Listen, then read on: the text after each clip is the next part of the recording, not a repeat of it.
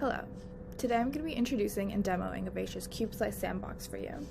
The Sandbox is a provision playground created so that you can experience all the benefits of deploying clusters on our application Slice without having to worry about infrastructure requirements or prerequisites. It was built so that everybody can play with KubeSlice. So just in case you're new here, I wanted to quickly discuss what KubeSlice is and how it can simplify your application deployments. KubeSlice essentially creates a virtual flat and secure network over existing infrastructure for applications. This layer can help with a multitude of problems. It can reduce the complexity of getting clusters to communicate with each other. It reduces the time taken to deploy distributed workloads, and it makes pod-to-pod networking more secure by segmenting clusters to form trusted domains via isolation. But now you don't have to take our word for it. You can try it out yourself in the sandbox.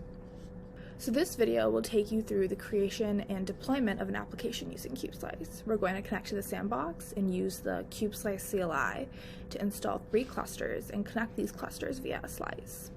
The playground itself includes all the requisite infrastructure to run over 3 clusters and deploy multiple slices. It includes the requisite software such as Helm and Kind to deploy and interact with these clusters, and the Avacia developed KubeSlice-CLI that will simplify slice deployment. So we're going to get started at the sandbox portal. So here you're going to fill in all of your information, and a .pem file is going to be sent to the email address that you provide. This .pem file is your gateway into the KubeSlice sandbox. So I'm going to head over to my email and I'll meet you there. So here's the email that you should receive. Attached to the email is the .pem file that is your gateway into the sandbox. I'm going to go ahead and download that. This .pem file is valid for 4 hours, and for those 4 hours you'll have unlimited access and experimentation possibility inside of the KubeSlice sandbox. This is the command that I'm going to be running in the terminal to establish connectivity to the sandbox. So let's head over to my local terminal. So to establish connectivity to the KubeSlice sandbox, you're going to run the following 2 commands. The first of which is a changement for 100 command at the path to the key file. It's right here. And the second of which is the SSH command that was sent to you by email, also with the path to your key file. I'm going to hit enter. So now that we're connected, it's time to set up the infrastructure in order to interact with the slice. The KubeSlice-CLI full demo will install all the necessary clusters for you and deploy the application on the slice. So this is the command to do so. So I'm going to run that. So now that the installation is done running, a lot of things have occurred, so let's break it down really quick. 3 Kind clusters were created, 1 controller cluster with the name KS-CRTL, and 2 worker clusters with the names KS-W-1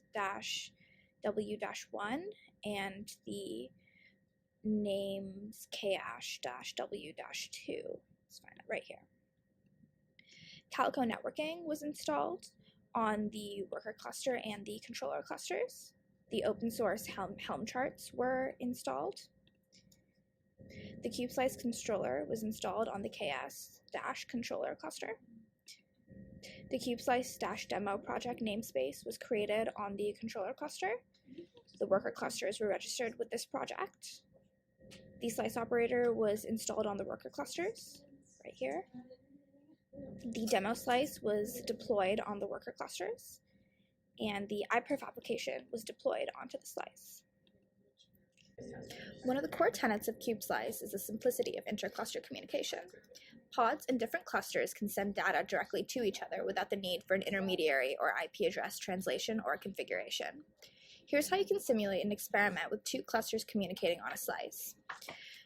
The iPerf application is constantly sending kilobytes of data between its front-end and back-end clusters, and those are the clusters that we just set up.